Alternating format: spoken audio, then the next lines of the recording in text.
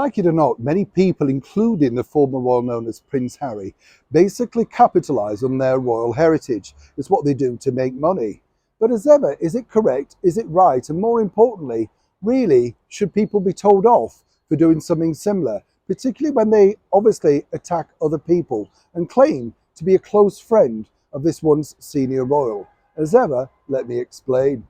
Hi, good morning, Neil Sean here in the very heart of London. Nice to see you today. This story really centres upon the fact that, have you noticed, particularly with the likes of Meghan and Harry, they really go after people who claim, of course, they're exploiting their heritage. As he said in the interview, this isn't just a constitution, this is my family. But this, of course, is a man also, a former royal who works for a company that have basically exploited the royal family to its absolute max, with documentaries coming out about his uncle, the Duke of York, Prince Andrew, The Crown, his own Netflix series. Strange, isn't it, when you think? And yet, of course, Harry never comes out and says anything negative about that, only gets upset with the likes of South Park when it's directed fairly and squarely at him, if you get the picture.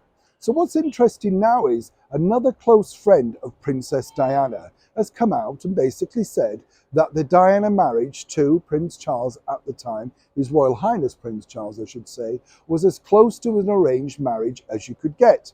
And this has sparked, obviously, great headlines around the world. Now, Jemima Khan basically is a very, very, shall we say, well-connected lady, no two ways about that, and has made a vast career out of being incredibly connected. Those pictures and that friendship with the late Diana really escalated her power and her profile around the world.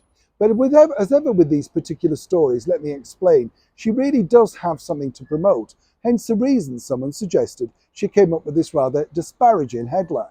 You see, Jemima's now decided to become something of a film producer, and she popped up on a little watched ITV show over here in the United Kingdom to help promote that movie. And obviously it needed a great influx of publicity, not doing that well at the box office, so people needed to be reminded of it, right? So what does she do? Plunders her own contact book. And of course, yes, many people might say, well, the interviewer is bound to ask about the close friendship with her and Diana.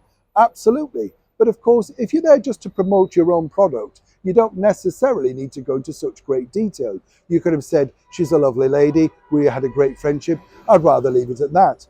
Oh no. Basically, she decided to go at length about exactly what she thought about Diana and Charles's marriage.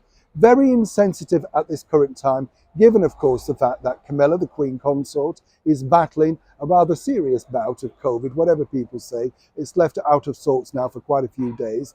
And, of course, His Royal Highness the King is battling on alone with various engagements. So whichever way you turn, seemingly, someone is ready to make a very fast buck, friend or no friend, including, let's not forget, recently the former royal butler to Diana, allegedly her rock, who claims he was there at the engagement ring passing between William and Harry. Very strange to think that a butler would have such access on such an historical and more importantly, private moment. Is there no end to what these people are willing to share, all in the name of publicity?